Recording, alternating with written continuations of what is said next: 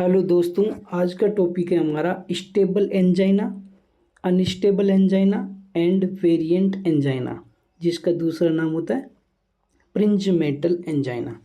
ठीक है, हम वन बाय वन स्टडी करेंगे। Number one is a stable angina.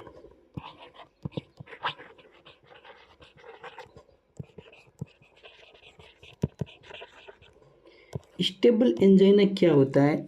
Angina का मतलब होता है चेस्ट पेन। जब हमारी चेस्ट पेन होती है उसको एंजाइना बोलते हैं। बट स्टेबल एंजाइना का मतलब ये होता है कि एक पेशेंट को चेस्ट पेन होता है, बट वो चेस्ट पेन जब वो एक्सर्शन करता है, यानी कि चढ़ाई पे चढ़ता है, तब उसको चेस्ट पेन हो रहा है, या फिर कोई फिजिकल एक्टिविटी करता है तब उसको चेस्ट पेन होता है। बट वो chest pain less than 50 minute में रिलीव भी हो जाता है, ठीक भी हो जाता है, तो उसको बोलते हैं स्टेबल एंजाइना। तो इसकी डेफिनेशन क्या होती है स्टेबल एंजाइना की? Chest pain on exertion,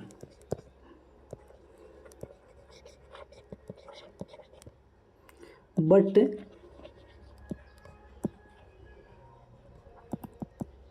relieved by rest for less than 15 minute. 15 minute rest करने पे ये पेन सबसाइड हो जाता है, इसको बोलते हैं स्टेबल एंजाइना। बट कभी कभी सम टाइम किसी पेशेंट को ये लंबे टाइम से चलता आ रहा है, काफ़ी टाइम से चलता आ रहा है, उसको बोलते हैं क्रोनिक स्टेबल एंजाइना। तो नेक्स्ट डेफिनेशन है, if long duration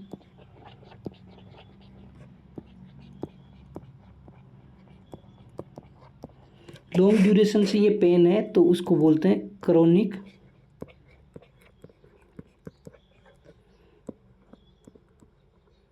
stable angina.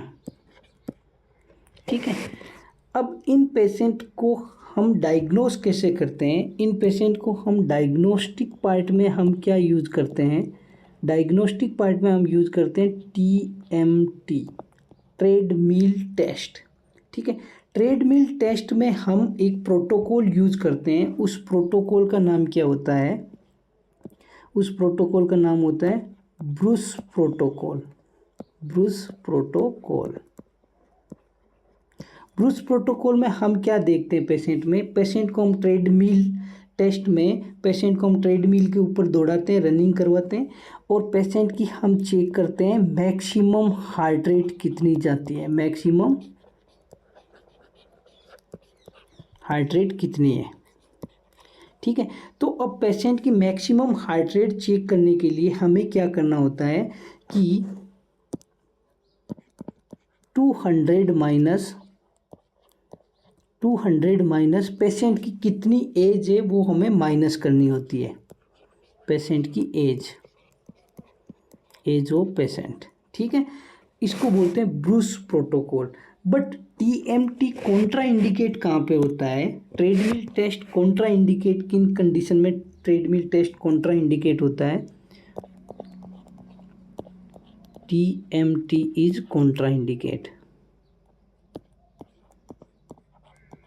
Contra indicate TMT test होता है, एक पेशेंट प्रेग्नेंट पेशेंट है, नंबर 1 प्रेगनेंसी में, नंबर 2 पेशेंट ओबीज है, नंबर 3 पेशेंट एक्यूट MI है, एक्यूट मायोकार्डियल इन्फेक्शन का पेशेंट है, और number 4 is a Buerger disease. In condition में ट्रेडमिल टेस्ट कॉन्ट्रा इंडिकेट होता है, हम ट्रेडमिल टेस्ट नहीं कर सकते पेशेंट में। तो इन कंडीशन में हम पेशेंट में क्या करते हैं? इस कंडीशन में पेशेंट में हम स्ट्रेस टेस्ट यूज करते हैं।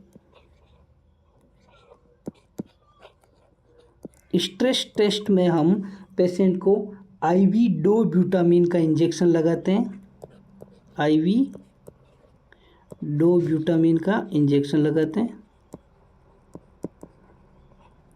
और फिर हम उसकी पेशेंट की हार्ट रेट चेक करते हैं। ठीक है। बट इस यहाँ पे इम्पोर्टेंट ये है कि पेशेंट में हम क्या ऐसी चीज़ें चेक करते हैं जिससे हमें पता चलता है कि ये स्टेबल एंजाइना है या नॉन स्टेबल एंजाइना है। ठीक है, तो पेशेंट में हम ट्रोपोनिन का लेवल चेक करते हैं, troponin I and troponin T का लेवल चेक करते हैं। बेस्ट इज ए ट्रोपोनिन आई। तो ट्रोपोनिन आई का लेवल हम चेक करते हैं तो वो नेगेटिव आता है। ठीक है, but gold standard investigation of choice क्या होता है स्टेबल एंजाइना में? Gold standard is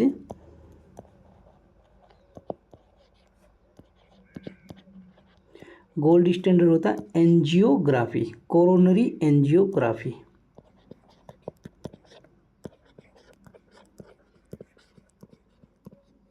angiography is a gold standard. ठीक है, अब इन पेशेंट का मैनेजमेंट हम कैसे करते हैं? पेशेंट का मैनेजमेंट में ड्रग ऑफ चॉइस क्या होता है? Drug of choice is a beta blocker,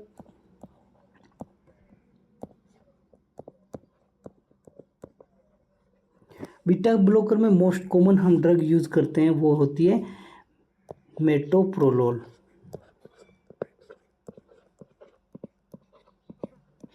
metoprolol. ठीक है, अब नेक्स्ट टॉपिक है हमारा second number, unstable angina. Number 2 is a unstable angina.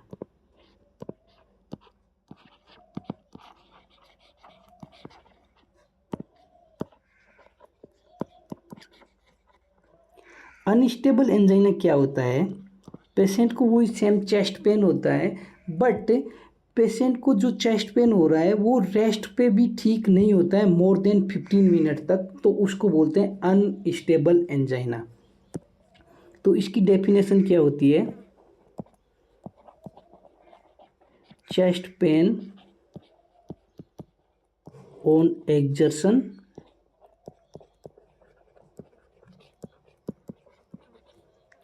but not relief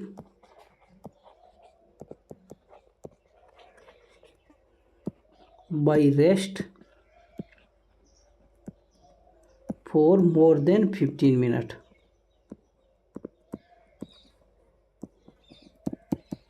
इसको बोलते हैं अनस्टेबल एंजाइना। अब अनस्टेबल एंजाइना को समझने के लिए इम्पोर्टेंट ये है कि मैं इसको एक थ्योरी बेस से आपको समझाने की कोशिश करता हूँ। ठीक है,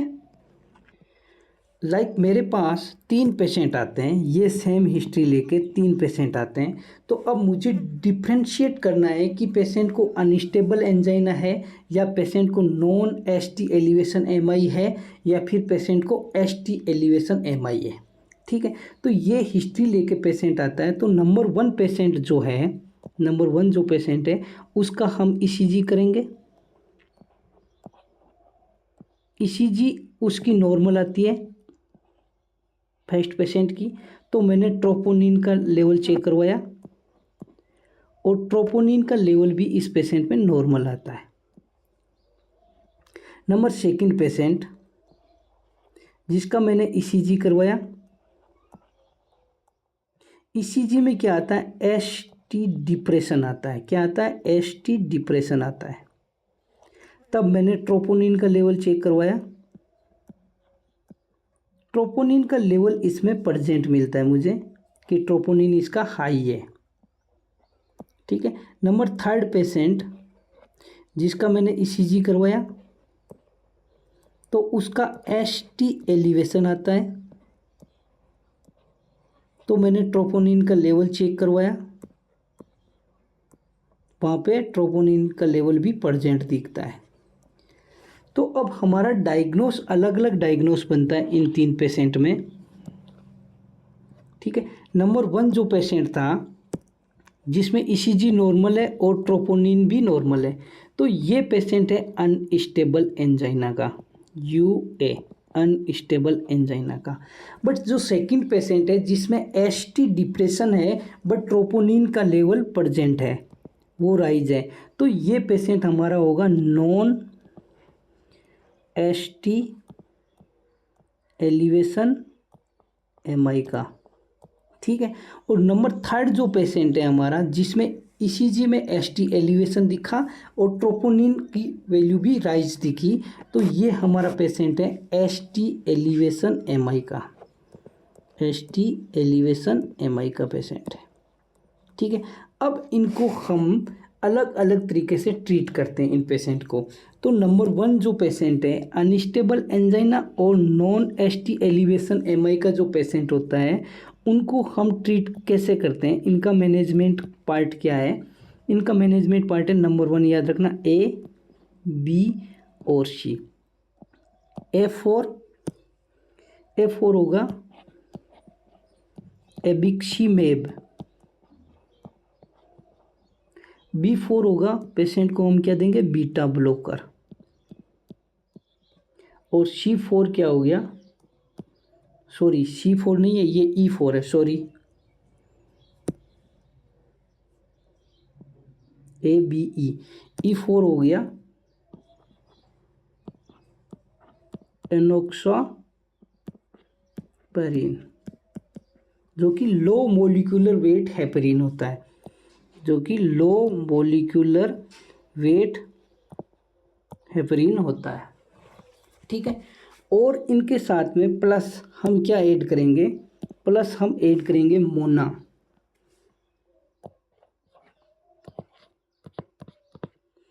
मोना क्या होती है, M for morphine, O for oxygen, N for nitrate, A for aspirin, ठीक है। अब हमारा पेशेंट है एसटी एलिवेशन एमआई का।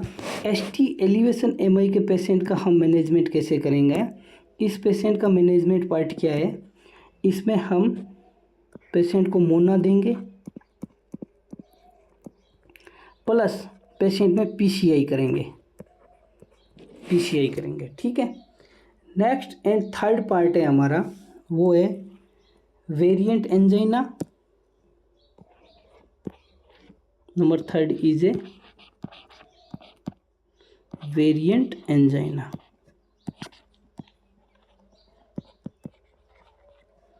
वेरिएंट एंजाइना या फिर इसका दूसरा नाम होता है प्रिंजमेंटल एंजाइना, ठीक है। इसमें क्लिनिकल फीचर क्या आते हैं पेशेंट के, clinical feature is a chest pain,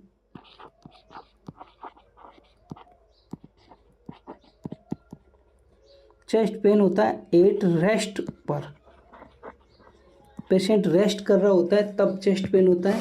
but ये पेन मोस्टली हमें कहाँ कब देखने को मिलता है, ये चेस्ट पेन हमें नाइट टाइम में देखने को मिलता है। मोस्टली पेशेंट में नाइट टाइम में ये कंप्लेन आती है कि मैं नाइट में सो रहा था या रेस्ट कर रहा था तब मुझे चेस्ट पेन हुआ, ठीक है। Chest pain in night time,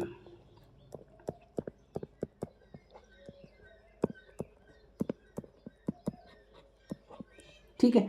तो अब ये चेस्ट पेन क्यों होता है, ये चेस्ट पेन होता क्यों है, ये चेस्ट पेन इसलिए होता है कि जब वेजो स्पाज्म हो जाता है, वेजो स्पाज्म होता है, उन पेशेंट में ये देखने को मिलता है। एंड या फिर जो पेशेंट कोकेन का यूज करते हैं,